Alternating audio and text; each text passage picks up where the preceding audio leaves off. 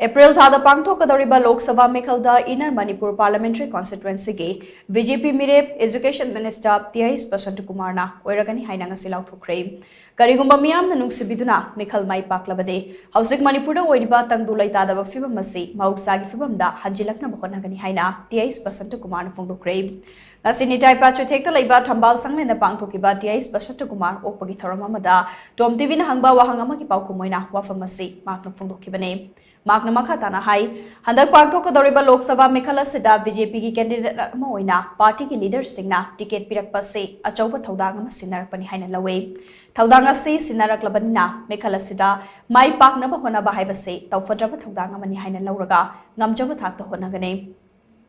April thada pangthokkadouriba Meekhal asi Manipur gi oina yamna maru oiba laibak lepkadaba Meekhal amani haibasi miyamna su hena khangnaraba wafam amani Meekhal asida NDA lengakna set chamri gi mathakta mai paktuna ahumlak suboina Narendra Modi gi lengak sungsoi soidana laigani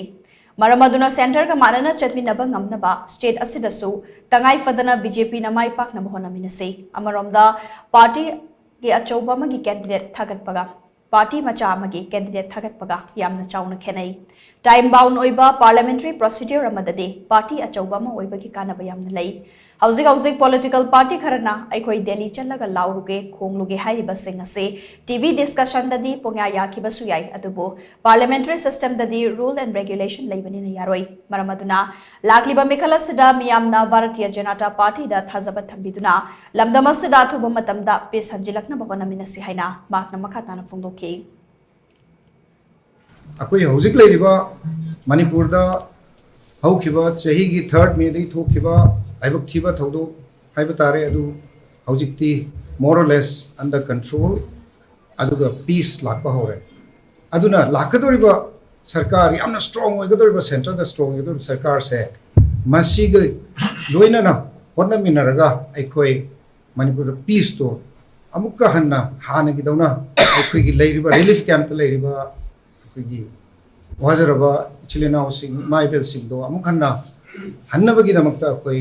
soidana honangni soina su hengani adu aina mayam promise tawjai prioritize tawdoi se akoi peace lagnaba Manipur da peace se hana leminaramba admaina amukhanna leminaba yanaba begi mayumna hanjala leina leiba yanaba se masida top priority pigani hanai thank you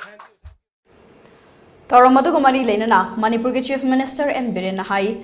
Malem ki oina khwaidagi chauba political party amoiba Bharatiya Janata Party na Manipur gi asigumba chiraba tangkaga sida kupna khana neinarba matong Basanta Kumar bo inner gi ticket pirak libasi yamna chumba warip amani haina lawe matam khara BJP gi ticket asi Canada pirakani haiduna charang naramba do ngasidi leikhai tare masigi damal Central Election Committee BJP bu hainingai litana thagat phongdokle Ahum subatar moina Prime Minister Oiragani Narendra Modi gi lengakta sungsoi soidana saruk yaba ngamnaba Manipur gi miyamna BJP gi candidate Basanta Kumar da vote pibiu haina makna phongdokhi Chief Minister namakhatana hai mamang chahi gi me ahum dagi chatharakiba hingsa gi thodok kharana Manipur gi charang na bafiba mamad leikhi adubo ngasi ditapna tamna tangdulai taba hanjilaktuna hanagum chawkhat mai kaida khong thangzilakle Hauzik lairiba irang ase athuba matamda waroisinama puraknaba center amadi state lengakna kana kokchum sinare Manipur gi saktam condition amada kai biaroi haibasi ngasisu BJP gi lengtraba firepne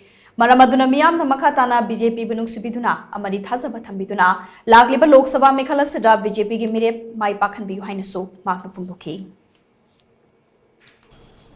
sigumba yamna siraba Manipur gi yamna luraba tanja sida yamna right person amabu ticket pibiraptana Inner Parliamentary Constituency the fight on the Basimi Rapidam by leader central leader Simuhanana Thagachari Adu Galoinana Manipur ki Prajamiam Busu Equigi Party Sigi Saitagi Thagachari ba Aina Shri Basanta Bu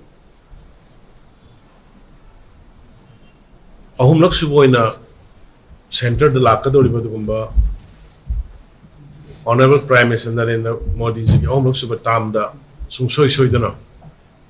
support to yanana ba saruk yanana ba Manipur gi miyam na mateng pangbiraga ai ginau Shri Basanta bu soidana election da kahan birakani hai bi thajaba Manipur gi miyam thamjari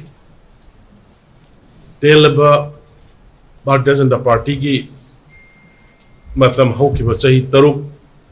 da Bharatiya Janata Party na Manipur praja gi damak kari tawi tawdi hai bisi Manipur gi miyam sakhini laibak thiba thokdok ta handak Megi tarik ahum dagi thoi ba thokdok sida Bharatiya Janata Party na kari thogang lauri center gi leaders na karam ba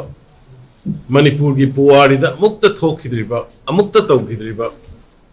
history koi ba Manipur praja singi amadi Manipur state chigi apun bagi satam kanna ba Manipur gi indigenous people simu kanna widam ka laura iba khongthang mayam thabak wena ula iba se masibu thajabiraga ubiraga soidana Inner Manipur Parliamentary Constituency ki thagat chariba Bharatiya Janata Party na thagat chariba agina Basanta Honorable Minister da kahan bi reharga